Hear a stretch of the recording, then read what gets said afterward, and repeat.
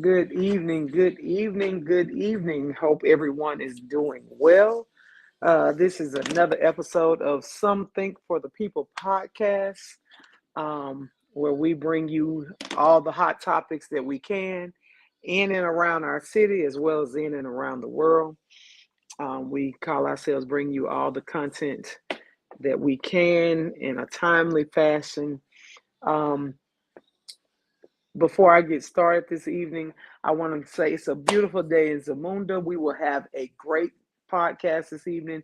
We have a special guest in the house tonight, a story that has been broken but has not been discussed publicly by this young woman, and we want to hear her side. And she reached out to us to say her side of the story and to speak publicly about this. And so, before I get started, I want to thank her because she could have called anyone else and she reached out to little old me, well, big little old me.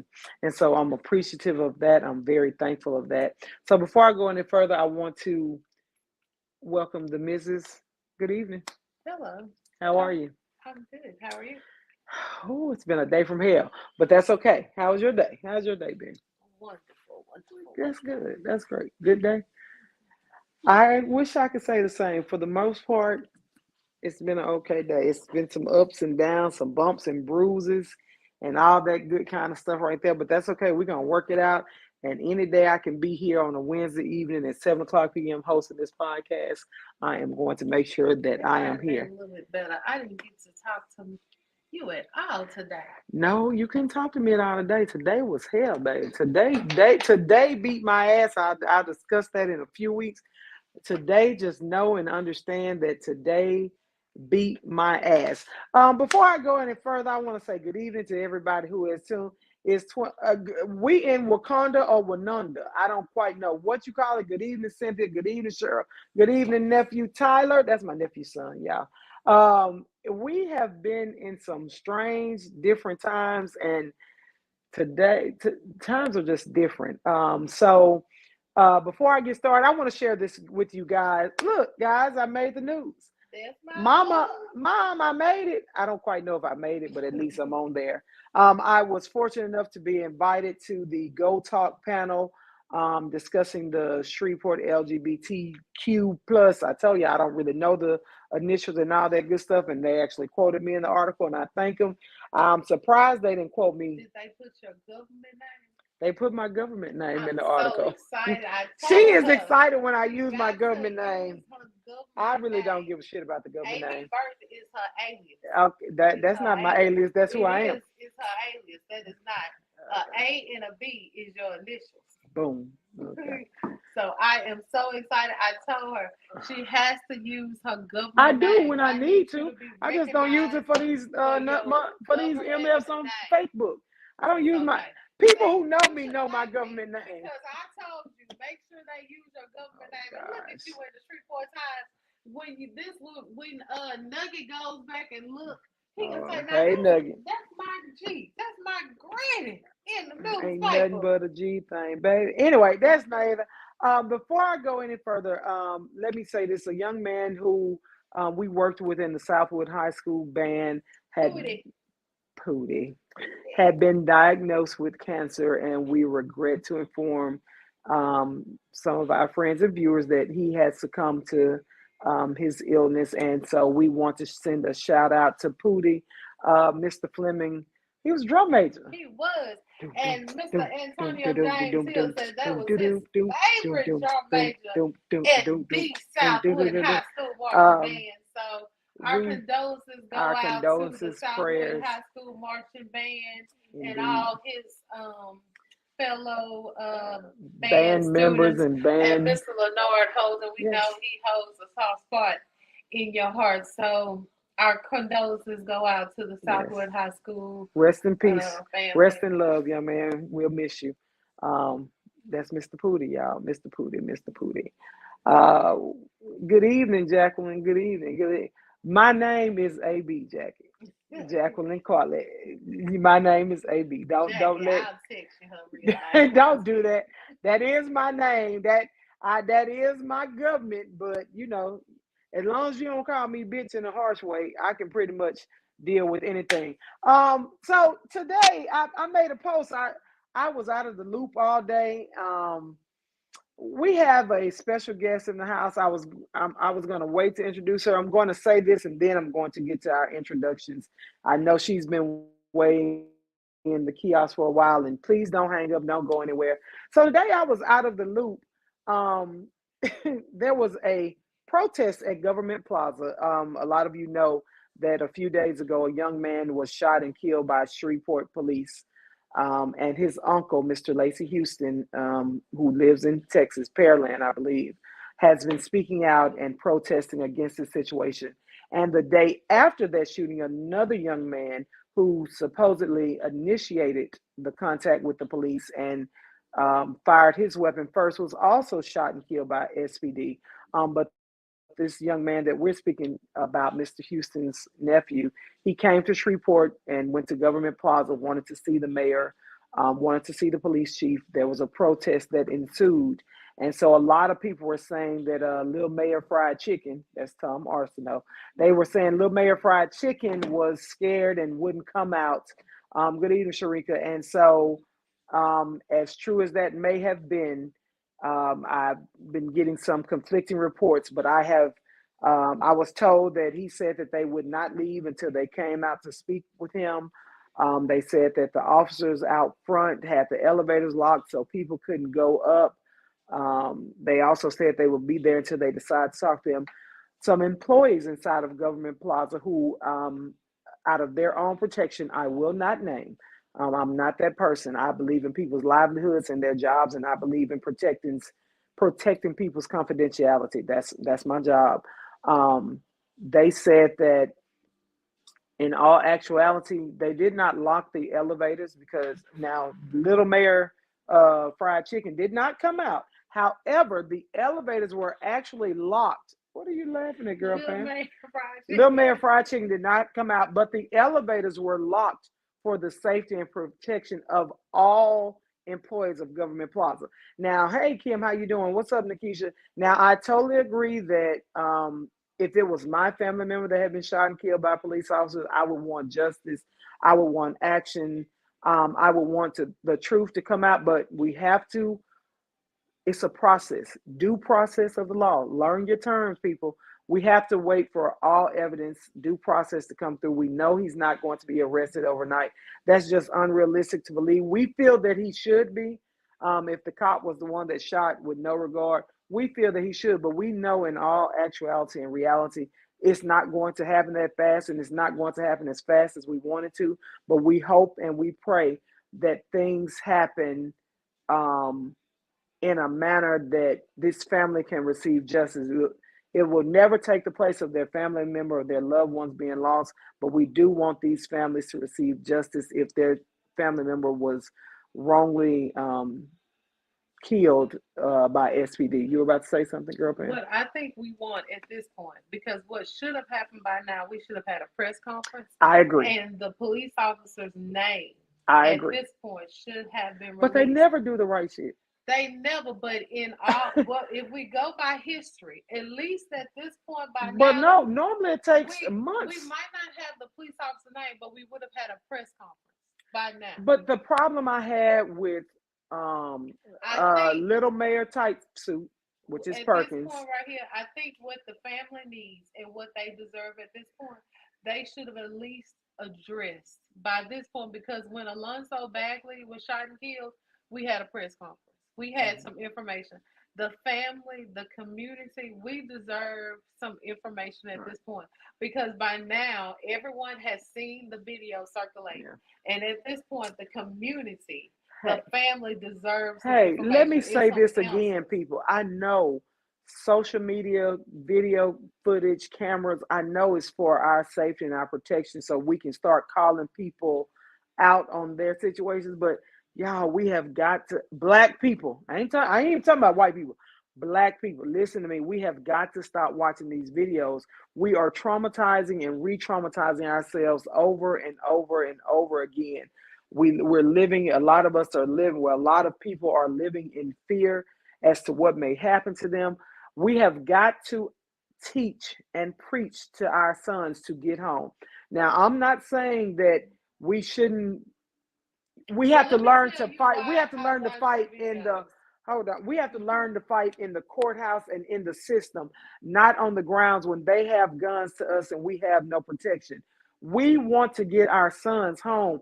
Too many of our damn sons are not coming home. And that's the reason why So, I watch the videos because I have a young black son that's 25 years old. And I might, the first thing I do when I hear the news come across, I don't even start reading until I skim and see a last name and the age because my oldest and dearest is a young black man that's 25. And before I read any details, I need to see a last name and I need to see an age and because it's so I sad need that to we have to know do that. that it's not my child. And I watch videos so that I know if it is my child and what has happened. So that is the reason why that although I don't like the news and there's nothing good, I have to watch the Yeah, news I because understand that. I need to know if it is my But child. like Mr. Johnson said, what's up, Miss? It's desensitizing us It is as a very public so and as a much whole. desensitized. And I don't care. A lot of times people will tag me in videos or send it to me. And I'll just be honest with you. I don't like watching them because I know my attitude is bad. Horrible. Now, wait a goddamn minute. But I love you. Now, wait a goddamn minute. My attitude is bad, and I know I would be that very person. I can comply if I know that I'm in the wrong, but it'll be that one thanky badass cop that would approach me, and I'd be like, you know what? Fuck you. I've complied, and now you just being ignorant, and I probably wouldn't be able to control my emotion in that situation. But I'm damn near 50, and I just feel like I it's a started different situation. immediately praying, like the instant we just had at the courthouse. I was praying from the moment he said, "Step over here. I need a female officer to come patch you down." I was praying Y'all, I'm glad I from that completely forgot. very moment We because went to the that could courthouse. have went all Oh the my way gosh. left. Because when you open your mouth and said, "Now he ain't pat no other fucking down," I said, "Now Jesus I Devontae don't even Rice, remember. See, this is I why. need This is I why need people. you We right went to now the in this courthouse on Monday moment, to take care of Lord some Jesus, right paperwork, now." And and although it might sound like I am playing, I am so serious because at that very moment, it could have went all the way left. it almost went all the way. It almost did, but So I let me am tell so you this very right quick. thankful We go to the that it did courthouse not. Monday to take care of some paperwork. We go to the front entrance. It's locked. It's closed. They tell us to go to the entrance on Texas Street. And so we were passing by the handicap entrance. I was like, well, we can go through this entrance. It's the entrance in the back, is the handicap, but it's right there. We get around the corner, we're going in. So they started with the attitude because they say, why are you using this entrance? Motherfucker, it's a public. It didn't say only handicapped people. It's a public entrance. We can But use people do whatever. not know that we are. Yeah, that's neither here nor Yes, there. It's a public fucking entrance. If you don't want me entrance, you don't want me using it, then put my ass, put my ass around there and say, bitch, you can't come in this way. So we go in. So I'm like, boom. They like go through the metal detector. Boom. I got my get out of jail free card. I can't use metal detectors, motherfucker. Boom. So he says, why? Hey, here's my card. You know, do what you want to. reading is Reading is fundamental. fundamental. If you Here's my read the card card, it will say why she showing cannot why I go. can't go through the metal detector. Well, he takes out the hand wand. Motherfucker, what you don't understand about you can't use any of those devices on me. Well, we're gonna have to get somebody down here to pat her down. Well, all right, Farmer John, And it was get at some that fucking moment body that down here I to pat started me praying. down. She started praying, and I immediately said, Lord Jesus, if you want me to make it out this courthouse today, you better I didn't fix this even and know correct. that she was praying, but I I immediately did started because I praying. went into super stupid mode in my mind. So Farmer John looks at Lieutenant Dan, and Lieutenant said, and why not? So I look at Lieutenant Dan and say, if this fat mother, Hey, if if that dude would have said anything else to me, because he had a horrible attitude from the moment we walked up. So we waited for the female officer. Now these were two rednecks. The black female officer walked up, ma'am, I'm sorry, this is just protocol. She No was problem. very nice. She was very nice, mannerable, respectful. I'm gonna touch you here. I'm gonna, lady, you can touch whatever you have to. But if he touched me with that warrant, it's gonna be AB's courthouse number 1. Because I done told stupid number 1 and stupid number 2.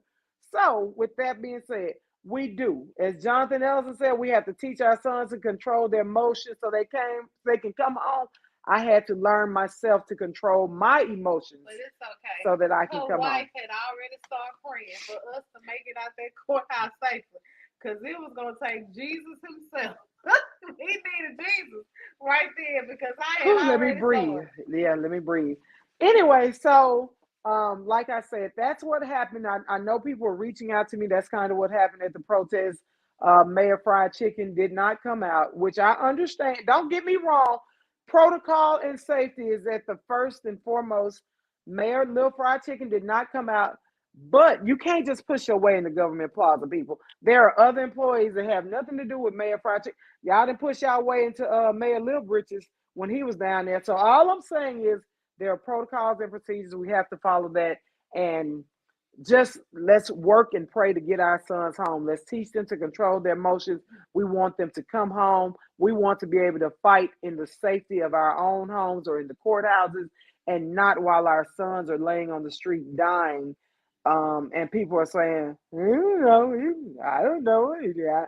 Well, something clearly happened and we just don't know what it happened. We will wait. And daughters, yes, because a lot of our daughters are being killed without provocation. So, Mayor Fried Chicken, Tom, Uncle Tom. But anyway, that's neither here nor there. I'm sorry. Get back up. Hold on.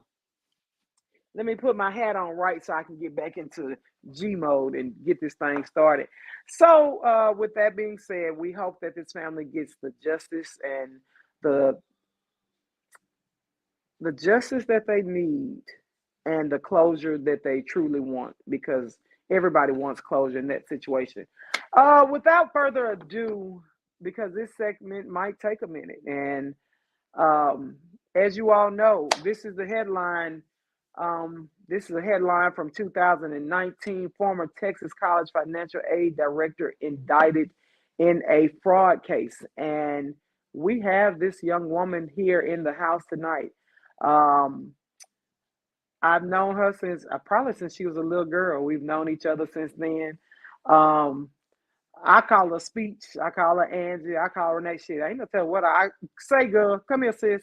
Ain't no telling what I stop tapping me under the table. They can see you. They can't see. Um, anyway, we have this woman in question who was indicted on this charge. Angela Speech, we have her in the house. Angela Speech, you on there? Let me unmute you. Can you hear me, Miss Yes, Angela? ma'am, I can. Good Hey, evening. AB. Hey, girl, Hey, Pam. is it okay to you? Well, since she said, "How are you?" No, I'm talking about her. Oh, she was. I was telling her. You said, "How are you?" Can I use your last name? I don't want to do anything Yes, you inappropriate. can. Yeah, sure. Okay.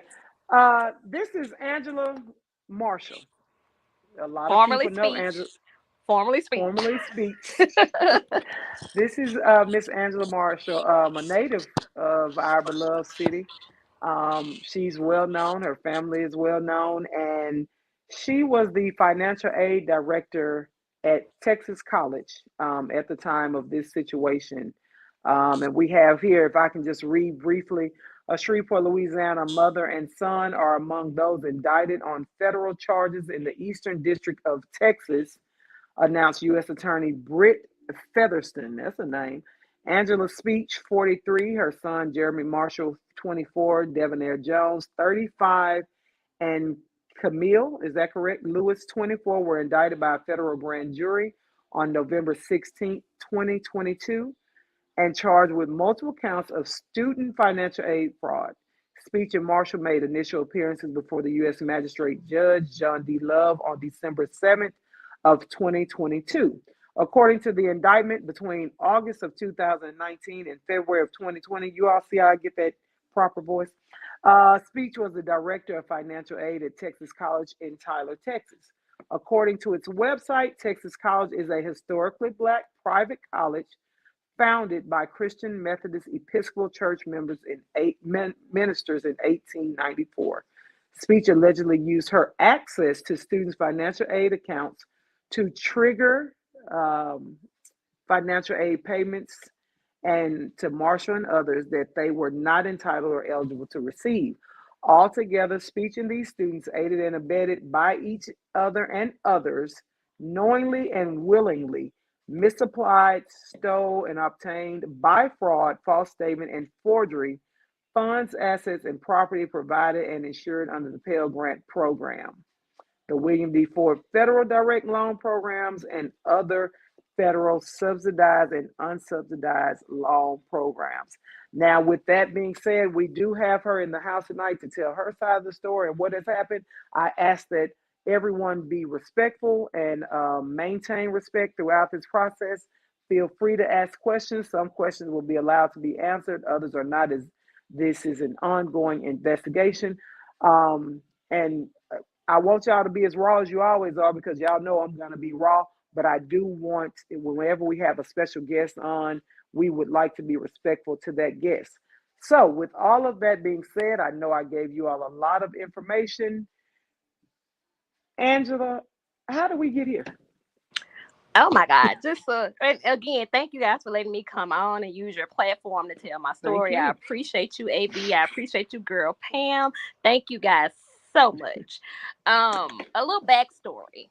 I started Texas College back in 2014, where I was a financial aid director.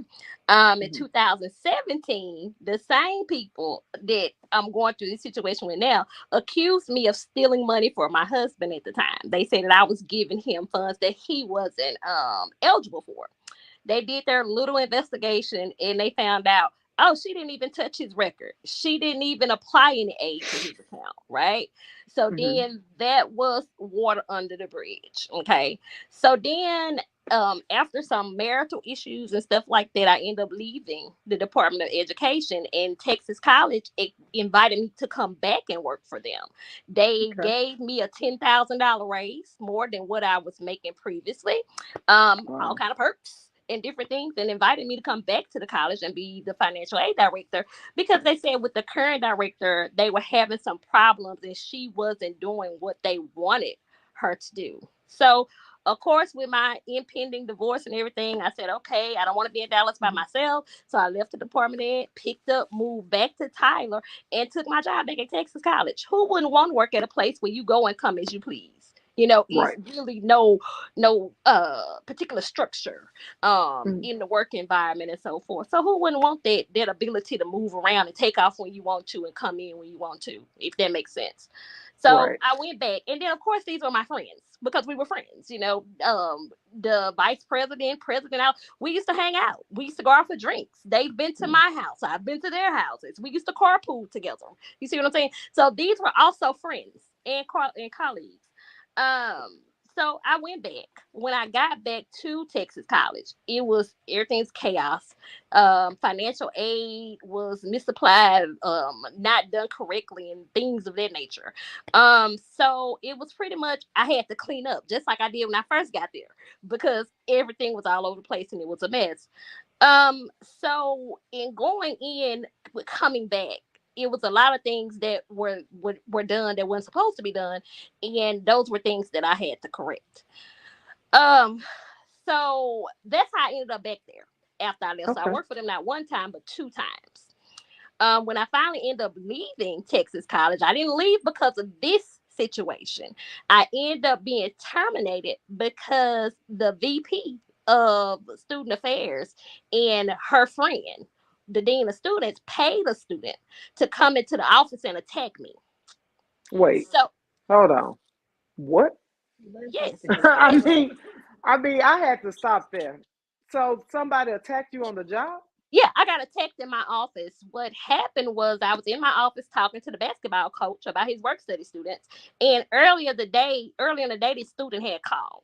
During this time, I was the only person working in financial aid that knew anything about financial aid. the VP of Student Affairs had placed her, I don't want to call this lady a crackhead, but we speaking candidly, her crackhead friend in my office that had no financial aid experience whatsoever. They had the former football coach in there working that didn't know anything about financial aid. So I was the only person that worked in the office that knew about financial aid because all of my other staff quit because we were dealing with verbal abuse from the president and from other staff members. So they quit. So they just put two people down there that didn't know anything about financial aid with me. Okay. Makes sense. Okay. Wow. So Did you pinch the bitch? Because I would have been no, I didn't. We had a girl, verbal Pam told altercation. me. We just had a verbal Okay. altercation. She called earlier and she was like, I need to talk to somebody about my refund. I was like, you need to call a business office. And she was like, look, bitch, you don't have to get no attitude with me. Da, da, da, da. I'm on my way up there.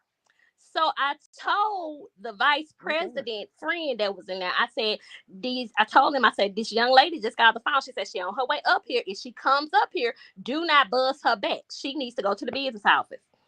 In there talking to the basketball coach, they buzzed her back. So I hear her back there. I hear her in my office, from my office. I hear her yelling, shouting, screaming. Who the fuck is that bitch I talked to on the phone? Who is that? So of me being a director, of course I get up to go see what the commotion is in my office. I walk out there. She corners me because the office is one way in, one way out, and she's blocking. She's in the entranceway where you go in and out. So she begins to get in my face. We are nose to nose. Mm-hmm. How whoop your ass, bitch! Did da. She got a finger in my face, pointing at me. My student workers are in there looking like, what is going on? So yes, we had a verbal altercation. We went back and forth, and they finally ended up having to grab me because on her way out, she threw something. She threw her keys at the glass window, and I thought she had hit me, and it made a loud noise. So they had to grab me and restrain me, and then they carried her out the office. So that's what I was fired for. So we want to be clear about this. So you weren't fired at the time due to these allegations. You were fired due to this altercation. Correct. That I never Okay. touched the student, never touched her, anything, but I was fired And for this for defending myself. why were okay? You got a question? No, You I'm gonna let wait. her finish. Okay, go ahead. Go. And people, listen. I know you all are listening and you're enthralled as I am. Don't let the comments and the questions stop because I can just imagine you all's minds are like with so many questions. She says she's here and she's open and honest to answering questions. So please drop your questions in the comments. Go ahead. Okay, and like I say, I'm at this point, I'm a very outspoken person. I'm an open book. You know, it took me a long time to be able to talk about this entire situation with Texas College because it's been traumatizing because I lost everything literally behind this. So, you know, I don't have nothing to lose at this point. So it's I don't have a problem with telling you what it is, truthfully, not truthfully, to make me look bad or not. I have nothing to lose at this point. So feel free to ask what you want and whatever. But going back to that, Okay. it was the whole altercation thing was a setup from the VP of Student Affairs. It was a whole setup because I had been filing complaints against the college. I filed some anonymous complaints and I filed complaints against her personally with the Office of Civil Rights and EEOC. Oh. So in my mind, I'm like, okay, this is retaliation. You're retaliating against me because I'm complaining on y'all because I'm sending these men, and I know y'all are aware of the complaints because they told me they sent it to the school. So at that point, it was retaliation. They took me out of my office. I wasn't allowed to get any of my files, my notes, anything. The only thing I was able to get was my purse. I wasn't able to get no personal effects out of my office. And they had me sitting on the curb waiting on my son to pick me up. So I get my question is, okay, because for one, we have the allegations about the fraud. How are they saying, or what are they saying you defrauded the college? How are they saying you dispersed the funds to yourself? And I guess I'm kind of confused on that. Okay, well, we can talk about that. We can jump into that. Okay. So I talked my son into transferring to Texas College. He's at THJC. My son has always been around the other people. So I wanted him to be around our people. so I convinced him Okay. to come over there to school with us. For Uh, those that don't understand, her son has always been at a PWI and with the PWIs, and she wanted him to go to a HBCU. In case y'all didn't know, but there we go. okay, thank you. So he came over there to Texas College because I wanted him to pledge. I wanted him to get that black college experience. So in him Mm. coming to Texas College, they were nice because of course their kids went there too. The president's son went there, never went to class a day in his life and got 2 degrees.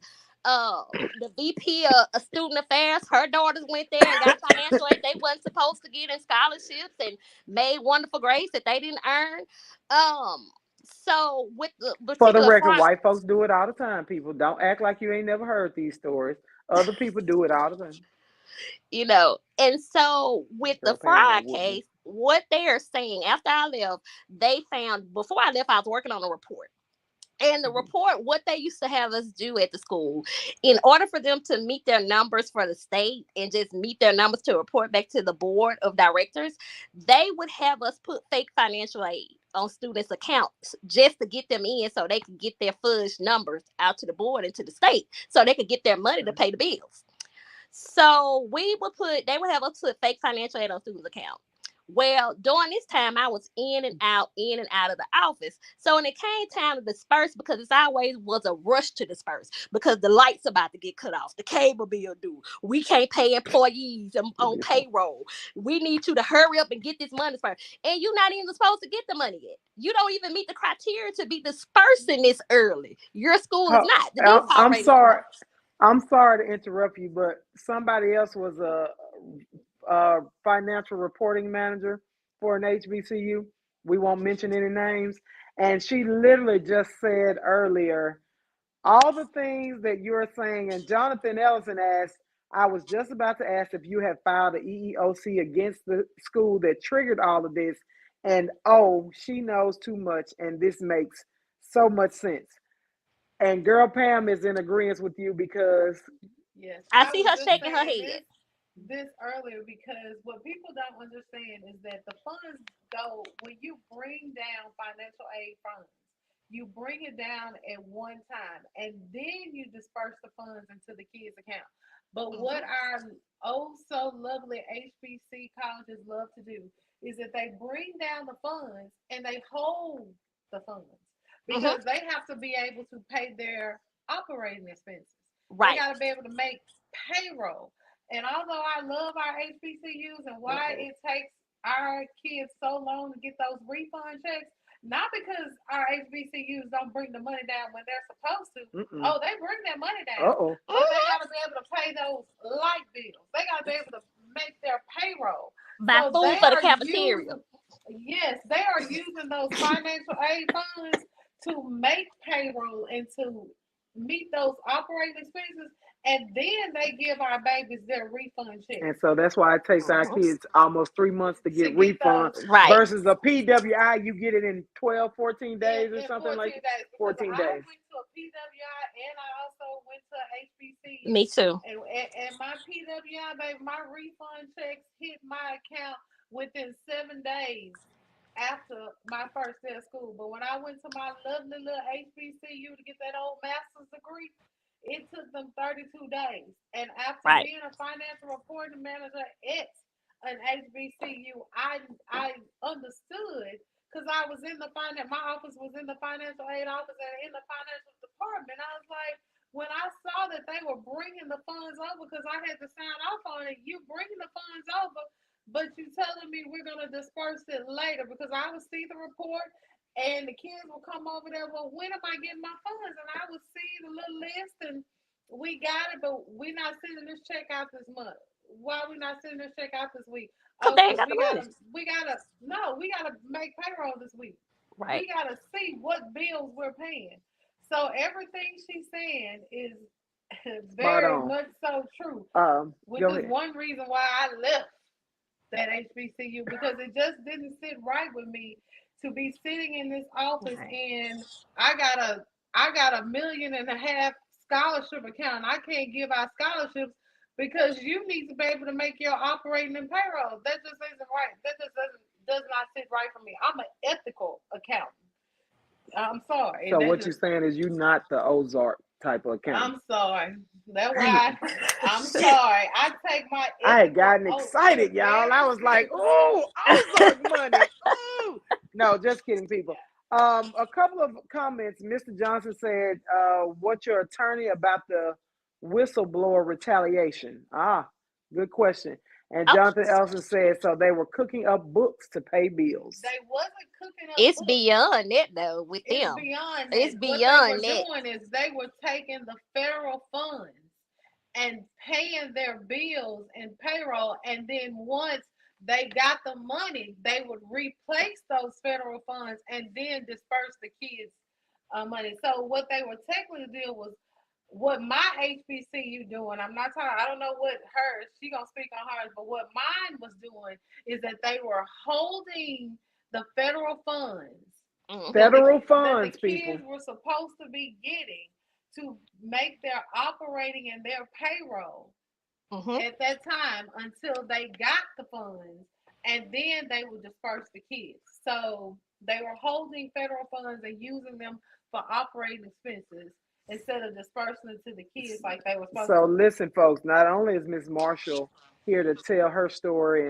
and how she feels like she was retaliated against, you all are getting a lesson as to why your children don't have no money and don't have no checks, and you're hearing it straight.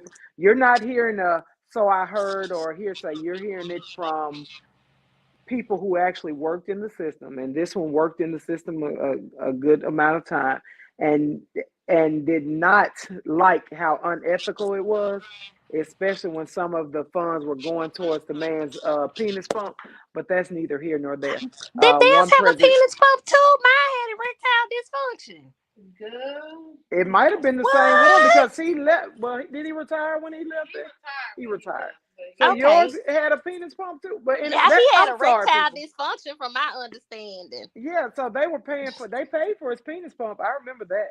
Oh But wow. And anyway, it's funny because I know what school you talking about, but we'll talk about that later. we'll talk about that later.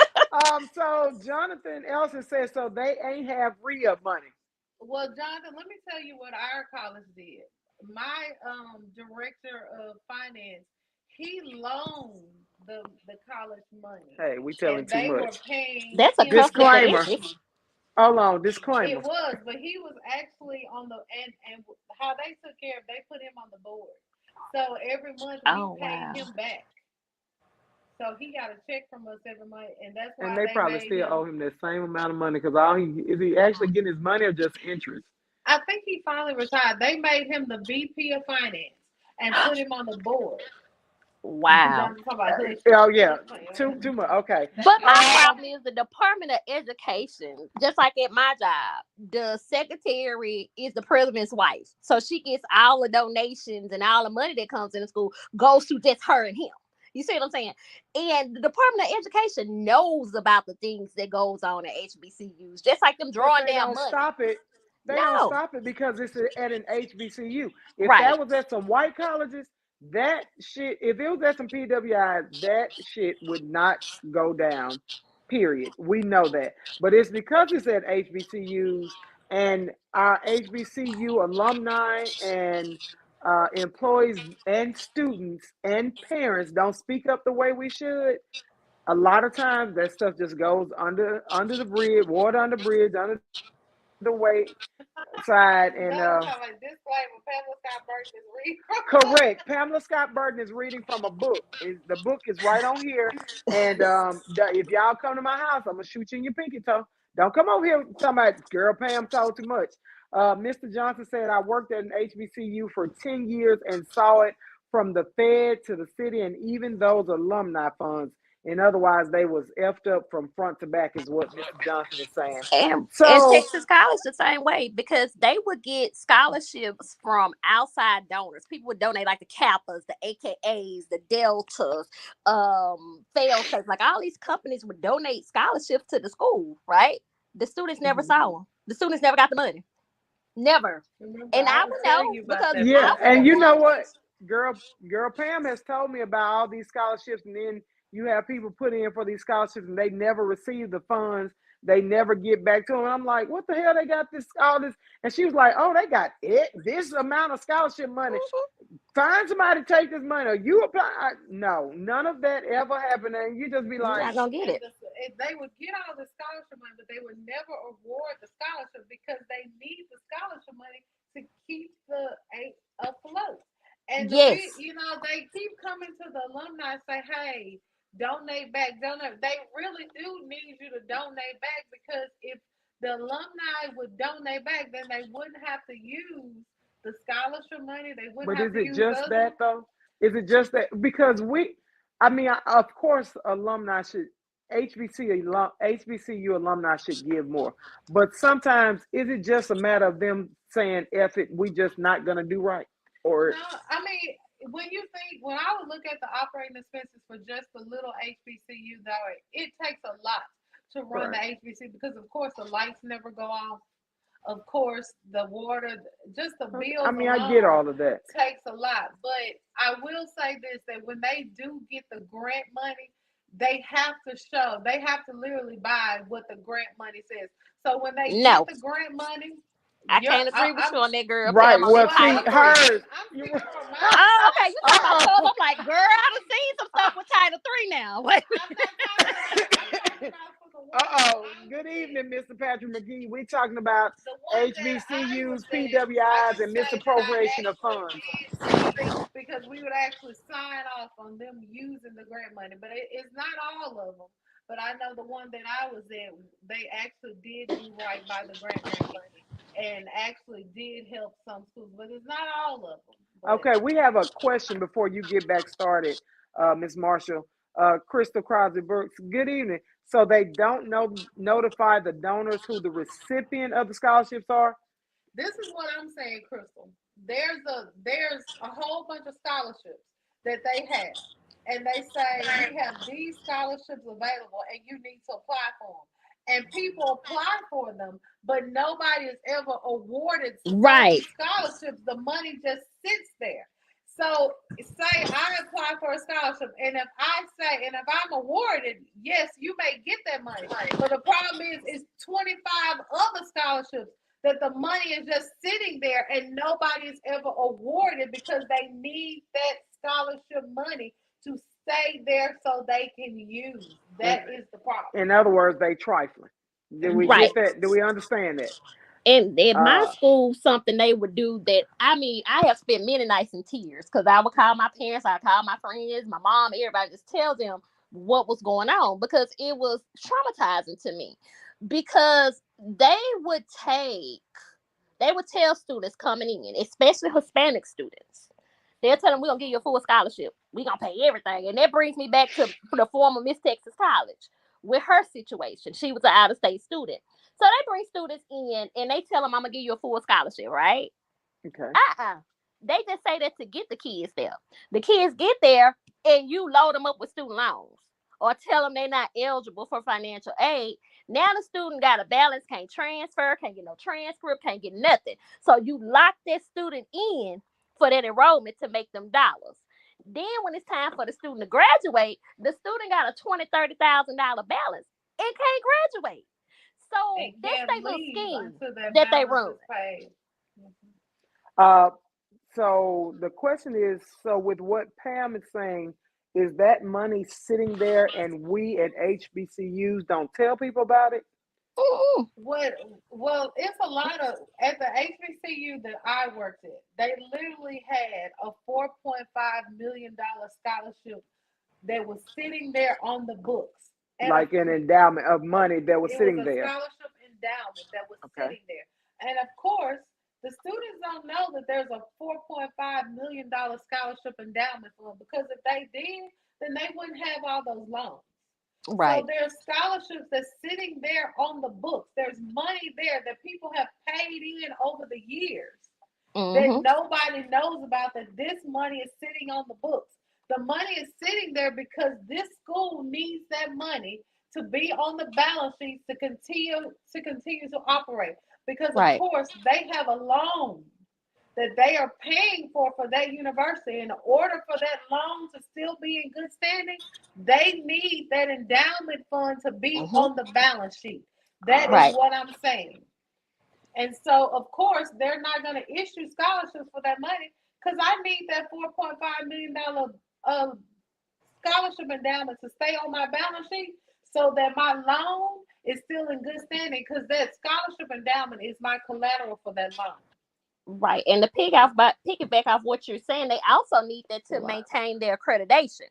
Because when it's time for reaccreditation or whatever, they have to show that they have a certain amount of money. So if I spend endowment money and give it to the students, guess what? I'm not going to get my accreditation because I don't have no money. And you will not be in compliance with Title I and with the federal government. I was the compliance officer, so I know. This is Crystal Crotch says this is just too much. This is too much, but this is information that we need for ourselves, for our children. I know this started in one direction, but we need all of this information, and this is important for us to know. Ms. Marshall, this is my question. Why? Because they brought these charges against you, your son, and 2 other people. So how did they? I don't want to speak on the 2 other people. I just want to speak on you and baby boy. So how did they? How are they trying to say that you gave? What are they trying to say? What she's basically saying is, what evidence do they have that you misappropriated funds? Because and that you gave him illegal funds. When y'all bring the funds down from the federal government, the funds come down to the school, and then you apply the funds, or somebody in your office applies the funds to the school, to the child's account. What evidence do they have that your office or you signed off and moved the funds to the kid's account or to your son's account? What information do they have? Sure, I'm gonna help let y'all explain y'all what this derived from. So myself and I took these 2 young ladies living with me. I took my son. I took some more people. We all went on a cruise. I've been cruising since 2009, but we went on a cruise. They say before the cruise, I made adjustments to their accounts that coincided with the cruise. So the lie was that I took the money to go on the cruise. That's the story they telling. So of course my son went on the cruise. At the time, Devin was a friend. He went on the cruise. Camille was a friend. She went on the cruise. So they went on my Facebook page, took these pictures of us on the cruise and all this stuff, and said that I took the money to go on the cruise, but that was not the case. Prior to that, like I said in the beginning, they have us put dummy aid on the account to get students in so they can meet their numbers. So what is dummy aid? Like, let's say girl Pam enrolled in school, she ain't got no FAFSA, right? But we need to make our enrollment numbers. So we gonna hook girl Pam up with an account and put some fake financial aid on her account and get her a award letter so she can get in school. Now Pam ain't got no FAFSA. She ain't filled out nothing. But we gonna put this aid on her account so we can meet our numbers and get our money from the state, and the president can have a good report for the board. That's what we were directed to do by the administration.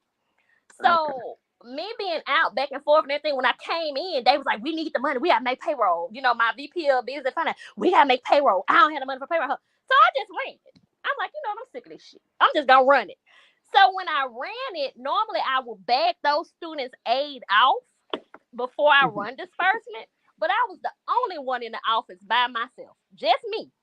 And the crackhead and the football coach. Okay. So I just ran the disbursement. So they end up getting paid. Not only did the students that were fully registered and all that stuff get paid, but the dummy aid students got paid too. Okay.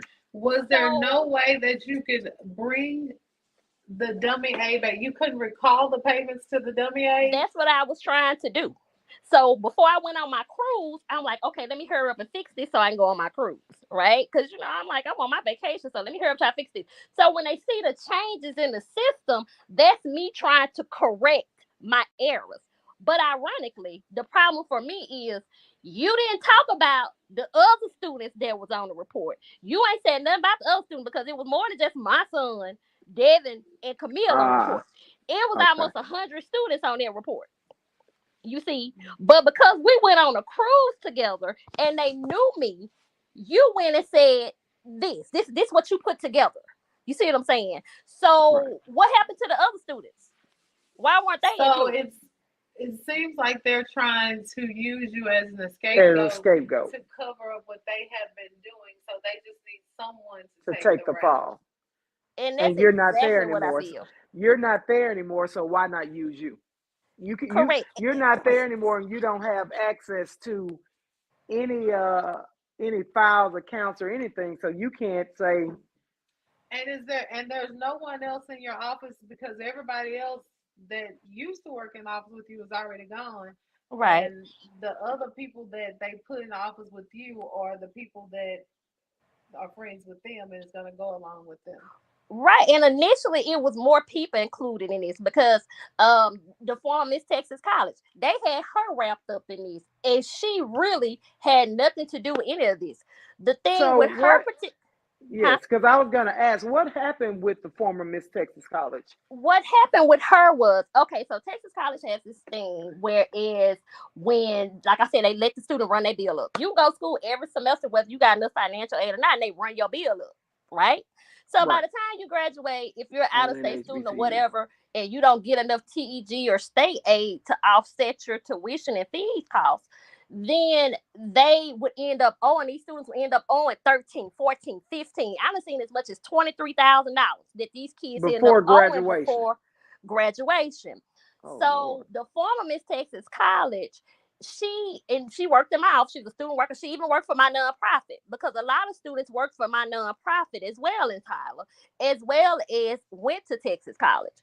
Right. So with her particular situation, I was going through the report of the graduation list of all the students that owed balances because we were getting close to graduation. And when you get close to graduation, they like, well, we got to have students graduate, so we need to find some money, da da da, so we'll have people to march. You see, Right. so I came across Now her it's a big name rush.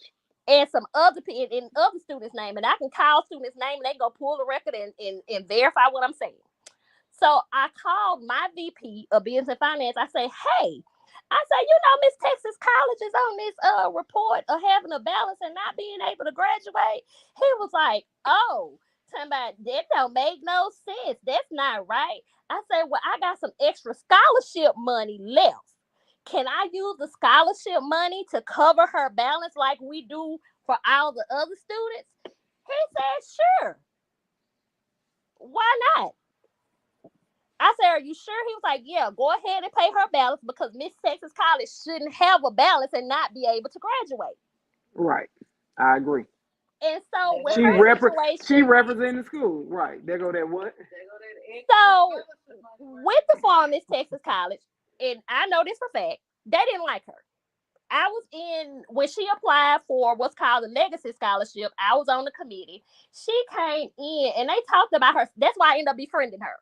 They talked about her so bad, and I thought she was beautiful. I thought she was intelligent, and I just didn't like the way they did her. You're Miss Texas College, but you didn't get the Legacy Scholarship. They say they didn't like the fact that she Miss Texas College. She didn't know the mission of the school. They ain't like how she asked the questions. They don't like her attitude. They ain't like this.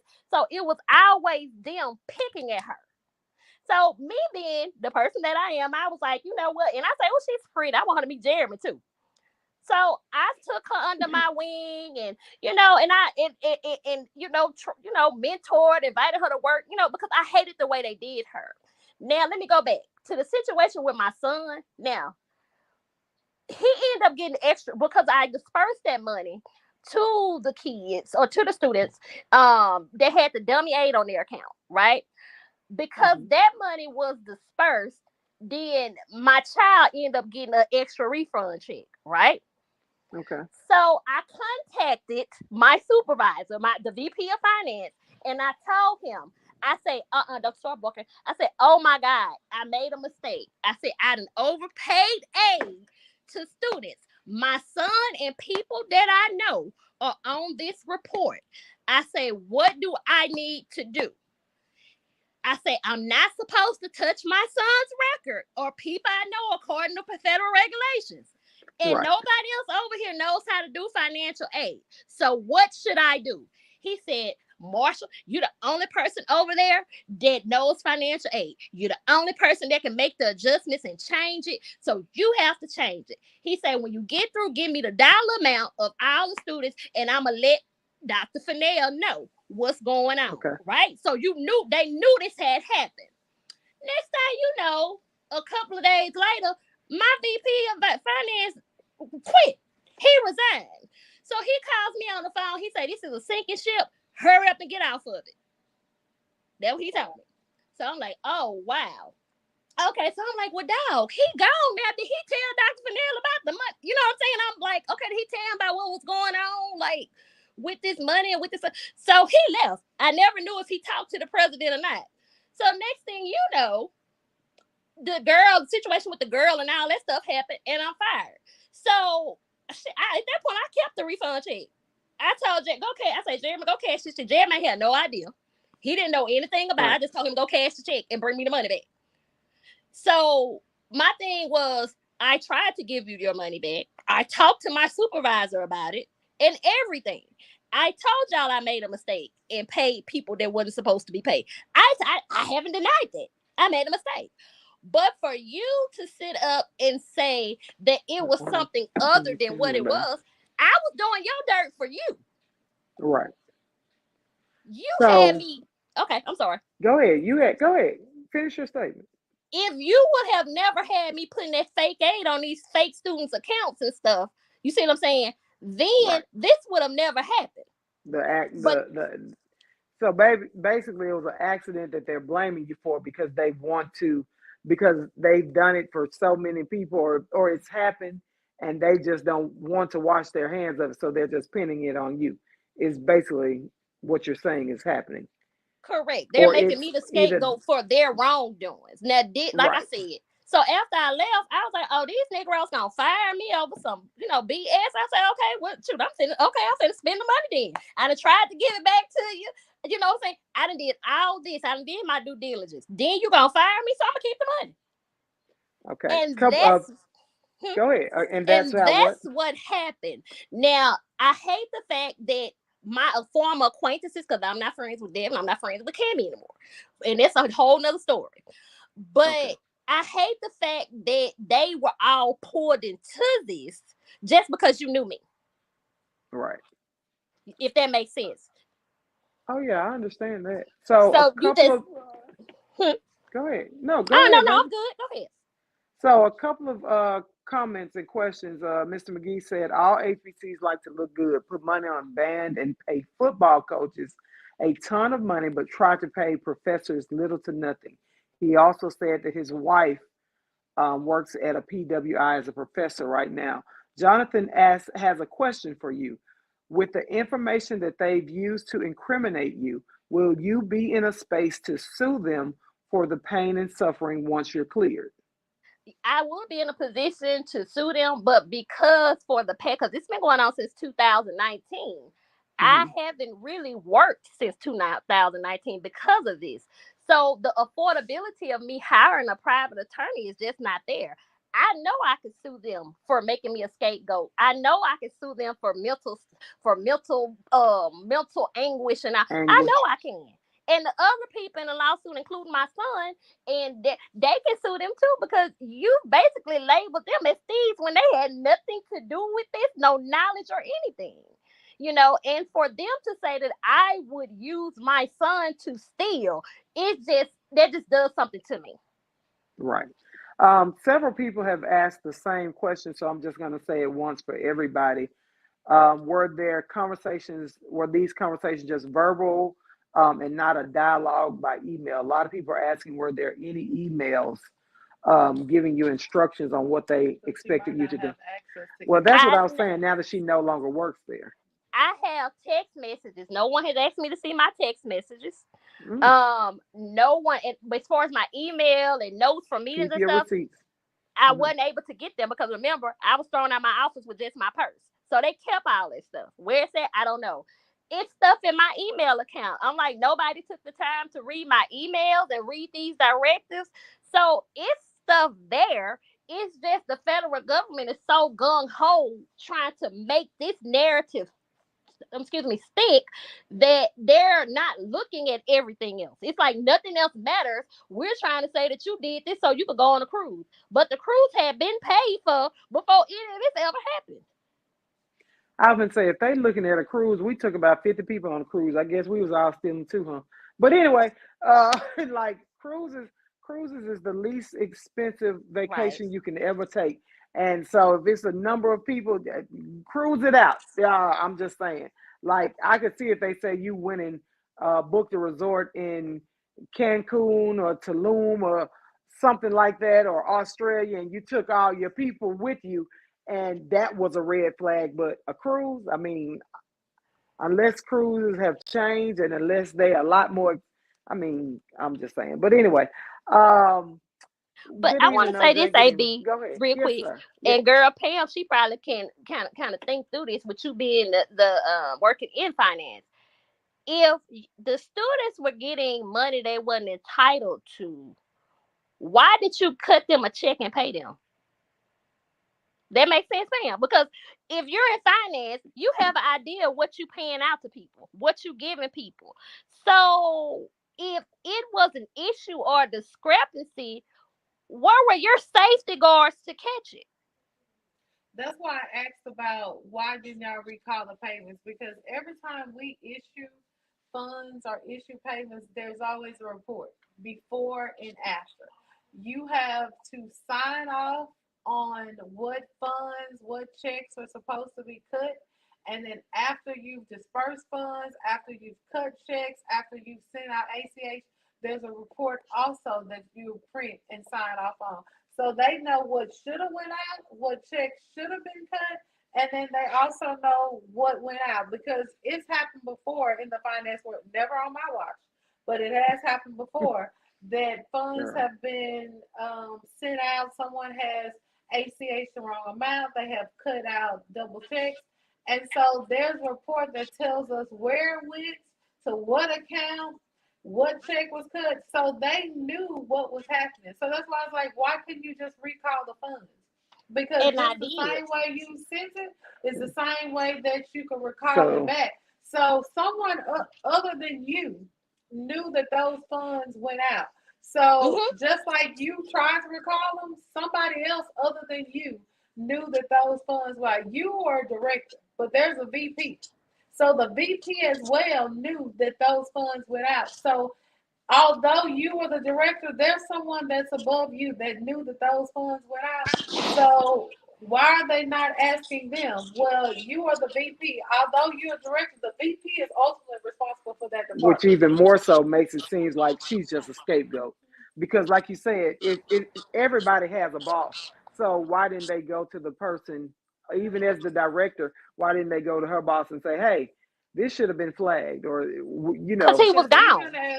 even as when I was a director of finance, I had a VP director of finance. Every director of finance reports to somebody else.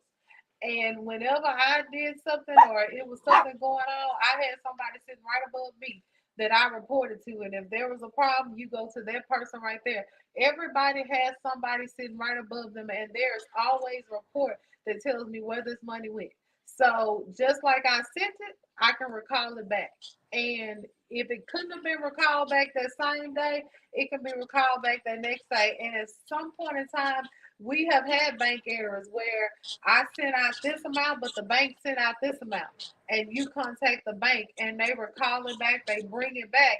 And you've seen it when we were at the casino. The payroll oh yeah, department has, instead of giving somebody $1,000, they gave them 10,000. The people done spent it. Well, you either give me my money or or you don't go, worry, I'm gonna take it out your check every 2 weeks. but we Hmm. gonna get our I'm money gonna back. snatch that check So every. And yeah, if that, like you say, and if that's the case, why they even just get the money back from you? You weren't employed there, so if they felt Right. you were doing something wrong, why didn't they make provisions to say, "Oh, this motherfucker don't want to give us that money back. Don't worry. Every time her check hit, we gonna get that check. It's just not gonna come." Good evening, Tarsha. Good evening, Gail. A few But comments. Go ahead. the fishy thing about it is when I initially was approached by the FBI and by the FBI, it said in the report that they fired me because of that situation, right? Because Right. they because I was because of the fraud thing. It didn't say nothing about, you see what I'm saying, the altercation with the student, because I have the letter stating what I was terminated for. Okay. But Ah. when I got the information from the federal government, it said that they terminated me for fraud. So I guess they must have caught the error because they went back and changed it. So now the one that I have says that I was fired for another matter. So I'm like, okay, so y'all light skinned people, y'all can't read between the line and see this black people mess that's Like going seeing on. people. Like Right. I would y'all say don't that sounds like see this. personal mess. Jonathan's comment, yeah, Mr. McGee was saying you probably don't have access to your emails anymore. And Jonathan said, yeah, that's why you blind copy personal emails when doing that. I got a bad habit of doing that. I will blind copy shit that probably is not important to anybody but me, but I will definitely blind copy because you will not be able to come back and be like, no, you're lying. But I Tarsha didn't said, do that because remember, we right. were friends. We on Right. pictures I'm gonna say together. We you not didn't do it, but that's but why that's a you lesson learned. should. That's why you it is. should. In other words, from now on, people learn this lesson, especially if it's personal emails or something that's important. You better blind copy on there because something like this can happen to anybody, And look, everybody at I any am time. a former director of finance and risk management, and me and my general manager, when we started, when I had to tell her, according to Gap, you can't do that, and she wanted to tell me, but I said do it, and I had to call my VP of director of finance, and she said, no, ma'am, you're correct, you can't do that, and we started having words about her telling me, I said do it, and I said, well, Gap say you can't do it. I started creating a paper trail. You have to learn that in the professional world, you always keep a paper trail. And although, because you never know when they're going to want you out that job. So I always started blind copying and CCing this one over here on personal emails. Whenever something was going on that I needed a backup for, I blind copied my personal email and I would blind copy this one over here, personal email. Because you need somebody else to know what's going on. I need this email to go somewhere else just in case something like this goes, especially in the finance world. Unfortunately, black people have to protect their back at You do. all costs, whether it's a friend or a foe. Because I had a so-called friend that was another director that was the same skin color of me on the outside, but on the inside, she was a different color. And our She general wasn't a manager black girl. was a white woman. But when we got in them directors' meetings, you would swear that I was the only black director there. And Mm-hmm. she would forget that what color she was, and I swear I was the only black But person I in had there. told her, all right, that these motherfuckers gonna throw you under the So bus. sometimes you have to learn how to cover your own. Not sometimes, always. We You were have, raised with CYA, cover your ass at all costs, at all times. Because whereas Miss Marshall, in her mind, they were friends of hers, or she associated in the herself with these professional people. world, In and the professional world, everybody is cutthroat, but unfortunately. not just What that, for the most in the part, business in the world, you business are and not finance friends. world. When you own that clock and in your job, you are not friends. You are And professionals. it's so And sad I to say learned that, that the hard way. yeah, When we clock in or we step in that office, we are no longer friends. We are yeah. colleagues. And you have to learn that nobody is going to look out for you other than Because you. they got their own bills to pay. I just made that post last week about how if your friends can't hold you accountable, they aren't really friends. Just like when you stepping into the office, it is just it's straight business, and they're gonna look out for themselves before they ever look out for you because their household cannot stop. Their bills cannot go without being And paid they going to cover their stuff before they every cover you. time. I know we got to get ready to get out of here. A few comments. Tarsha said I have cruised a bunch of times too. I might be in trouble. Bye, Tarsha. Mr. Johnson said those country N words trying to associate a cruise with living lavish on Fed money. Like I said, I didn't know cruises were living lavish. Maybe they were at one point in time, but you can get a cruise for $375, all meals paid. I mean, if you get a discount on a good day. Mr. Patrick McGee said these PWIs will eat that money. Texas is trying to keep good standings with the feds. Mr. Johnson, I'll say he jumped ship, but they can still drag his ass back. Orenthal says they needed someone to take the fall. So let's use her taking a cruise, quote unquote, as a means to set her up to make her look like she ate. Receipts. Yes, CYA. My wife CC, Mr. Patrick McGee says, my wife CC me on everything and keeps a hard drive on her. Unfortunately, you have to. I don't have my Business hard where, drive. It was in the computer. I don't even have my oh, hard drive. Uh-oh. Wait a minute. Companies have gotten hip and have started instituting retention policies. Company emails delete after 90 days. Let me tell y'all something right quick. I had somebody I used to be with, and I went into their phone after we had broke up, and it was like I was on Mission Impossible. The screen got put. I had been showing my best friend Andrea. I was at her house. I'm like, good, look at this, look at this. And all of a sudden, I went to send it to somebody, and that motherfucker said, looked like white snow. I was like, what's going on here? Whatever she had, because I didn't have Androids. I always had an iPhone since they've been out. And everything disappeared. Every message. I had never seen that before in my life. So, Mr. Johnson, you the IT person. I believe you when you say things delete. Like, I don't know what button I pushed or what I said to make everything disappear, but all that shit disappeared. Just letting you know. Shaw AB, Mim said, yes, dear. I'm sorry, I didn't mean to interrupt you. Before we get off, I wanted to say one more thing, but continue with Uh-oh. your comments. Okay. Shaw Mim said, you sure y'all ain't interviewing Charmaine from a different world? I know that voice from anywhere. Shaw Mims, get off my life. I love you for tuning in every week, my brother, but get off my live, nephew. Um, before I get out of here, you've told us your story. Say what you want to say, and then I'm going to ask you, what are your final thoughts now that you've let the world know how you feel about this situation? Okay. Well, my final thoughts with the entire situation, I will say this. Like I said, I'm not bitter. I'm not mad. They could call me right now, and I sit and hold a And conversation it's with them. amazing that you're not bitter or mad because I'm not bitter. I mean, God but if takes you us know through the truth, things.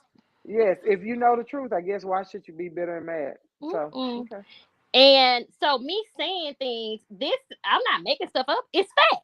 It's fact. It's a lot of corrupt things going on at that school. It's a lot of things I didn't agree with. But look how much money I was making. Where are you gonna make that type of money at in the regular world? That makes sense what I'm saying? So Yeah. it's a matter of keeping your job. And like what girl Pam said, she had somebody backing her and saying, no, that's not right. Don't do that. I didn't have that. I had a we don't care, it ain't right. We still want it done. You see, that's the And type that's of how her environment former that boss I was was. in. And I would say the most hurtful part of me being there was a lot of students were forced. We had to force them to take our student loans because they'll cut them out from eating in the cafeteria and you can't eat until you sign up for student loans. So it was a lot of unethical things and things that just weren't right that was going on. And the federal government just turned a blind eye, don't turn a deaf ear to it.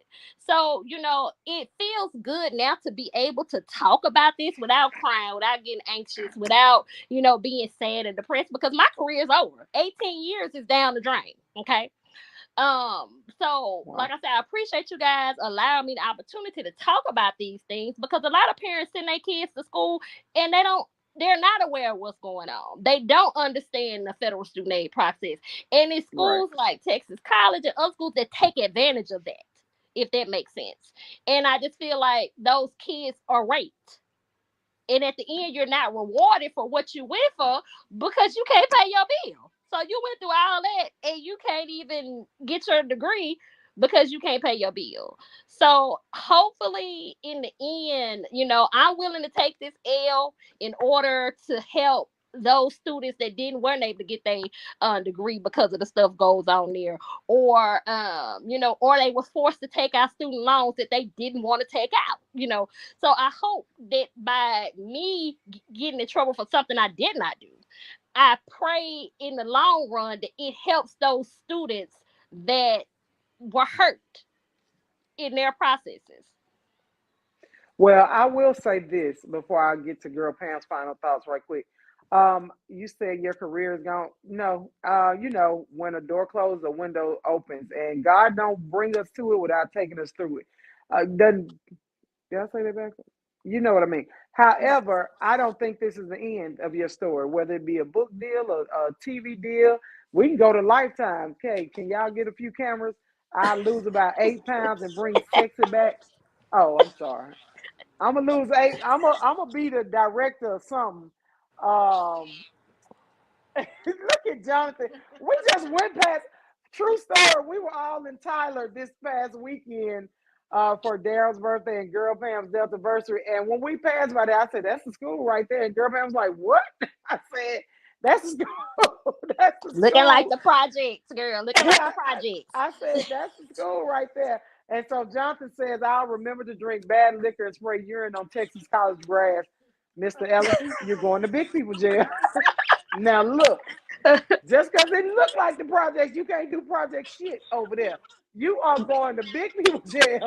And, I'm just saying. So I just don't think this is the end of your story. And I personally want to thank you because I had I've known you forever, and I had no idea that this happened. I didn't know about the indictment, and that just people think that you know they business. And when you was like, "Girl, you don't know," and I was like, no, what?" I had no idea. So I want to thank you for coming on and sharing your story. And when Girl Pam started reading it and watching, she was like, "Well, why didn't this?" And so she had these same thoughts that you had. So a few final thoughts by Tarsha. Final thought as a parent: if your child wants a scholarship, make sure they run your baby's coins and not leave it in their bank to pay the janitor. Get off my life. That is not what I expected to read. I love it. What the hell? And she also said, "My ex-husband had a chip in my phone where he could read and respond to messages from our number." What is, where do y'all meet these people from? Like, we putting chips in phone? Hey, you put a chip in my, I don't need to do that. I have the passcode. hey, well, there you go. I love it. Time to go. She does have the passcode, but I have the passcode to hers, and I don't give a damn what nobody sent. So just know, so while y'all be sending me stuff, talking about this for your eyes only, her eyes get it first, because most times, any given time, she might be responding to you, and I might be responding because we do that, and it's funny to us. I'll be like, look, say so. Then she'll be like, "Good, look," and then I'll say something. Is that Girl Pam? Not at all. You should know. People should know our tone by now, but they don't. They don't get it. Anyway, final thoughts, Girl Pam. Before I say my final thoughts, and we roll out of here. Well, my final thoughts Oh is shit! Time to go. my final thoughts about this story. This has been, although today is Wednesday, this has been a hard week already.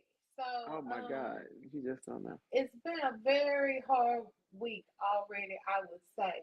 But this was a very good topic. I am so proud of you, Angie, for coming out here and speaking your truth and telling your story. Because It's a hard thing to do, so I am very proud of you because people just don't know what you've going through. what you have Goodness. been through. And I tell people all the time, you have to leave people alone because you never know what they're going through, what they're dealing with, and what they've been through. So I commend you for coming on here and telling your story. And when I was reading the article, I was listening to you. I was trying not to say anything, but I was just sitting here shaking my head because all the things that you were saying, I have experienced myself at the HBCU in my job. And Adrian say all the time, you are one of those accounts. I take my job very seriously, my oath and my ethics, because I'm not one of those accounts that's just gonna do what you say. I take my job very seriously. So I've quit jobs, I've lost jobs because people have wanted me to fudge numbers and do things that is just not ethical. And I'm sorry, that's just not what I do. Um, so yeah, so I'm sorry that that happened to you because you had some piece of shit bosses, but Girl. I do believe that in the end you were gonna come Well, out on top. The Lord doesn't bring us in situations without bringing us through it. So in the end, I think you're gonna be good. great job. My final thoughts are you just never know what type of trifling people, energy, persons you run into in business and finance, in your career, in your life. CYA people, cover your ass. I don't care how much you think those people are your friends, how much you think they have your backs, how much you go drink margaritas, eat Taco Tuesdays. None of that matters. Cover your ass. Always know that when it comes down to your household and your bills, or their household and their household and their bills will always win. Uh, yes, OJ. Woo! CYA. Know that, understand that. The second thing I want to say is drink your water. Hold on. It keep your skin clear, to keep your body healthy. Drink your water. And some of y'all cheering is out here rank as fuck because they don't drink enough water. I just had to put my 2 cents in about that. Y'all need to make y'all children drink water and stop eating blue Takis and red pop. Do you understand? I just had to put that out there. My last thought Oh, I is got one more thing to say. I Pickle go. got accepted into her college. We will not say Woo, which woo. one, We'll announce later. but she got Pickle! accepted. So that is. We got our acceptance. I was sick of her and her mama. We got our acceptance. I don't know why I was worried because I was like, I don't know what school my Hey, baby y'all, is going listen to. to me and understand. I do not worry. She say all the time, you worry? No, I pray. I do not worry. I pray. I do not worry. That's it. The last thing I want to say to you guys, well, the next last thing, Angie, again, thank you. I love you. You know, you're a sister for life. I hope the family is doing well. Fuck them people at Texas College. Let's get paid.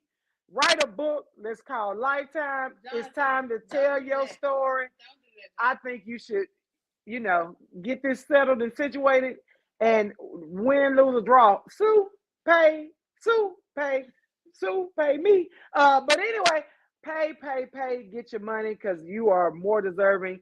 A lifestyle change, pain and suffering, anguish, all of that you've been through. Because, like you say, you've taken a hit, a pay cut, and your lifestyle's forever changed because of that decision that they made. The last thing I need to say is, what camera? Listen to me. This is test week across the state. Do you understand? Cattle Paris, this is test week. I need y'all to do 3 things. Let them raggedy motherfucking cheer and go to bed early. Not at 3 o'clock in the morning. They need to take their ass to bed. Do you understand? Second thing I need y'all to do, get their asses up and feed them breakfast, or at least get their little bad ass to school in enough time to eat breakfast. Do you understand? Got it? The third thing I need y'all to do, pray for educators. Pray for all people in education. This shit is not for the weak or the weary. So for those of you that are in education, I don't care in what capacity, whether it's teachers, administrators, counselors, parents, just going to them talking about sticking what you want in this special ass boy. Pray for people that are in education because y'all ain't teaching your children shit. Okay. Bus drivers, everybody. Y'all need to pray for people in education. Pray for our city. Pray for our city people. But pray for people in education because it's some. And next week is my baby's last week of school. She is out of there next week. Pickle is out of there.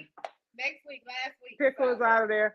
I want to thank you guys for joining us on this live. I know we ran over a little bit of time. I try not to keep you all too long, but this was a very important topic. And Miss Marshall, you still there? I'm here. All right. Thank you. Say goodbye to the people, Miss Marshall. All right. Well, thank you guys for tuning in. Thank you so much, AB and Girl Pam, for letting me come on and talk about this. We love you, baby. We love you. And thank you guys for the questions and everything. Thank you. Definitely. Tarsha said, take your children's phones at 10 p.m. No, take them from them motherfuckers in the morning before they get to school. They ain't supposed to have them no way. And they bring, they mammies and, you know what? I got to go. If I'm going to say too much. Good night. Why I can't say special no more? Okay, you little retarded bastard. All right, y'all have a good one. Time to go.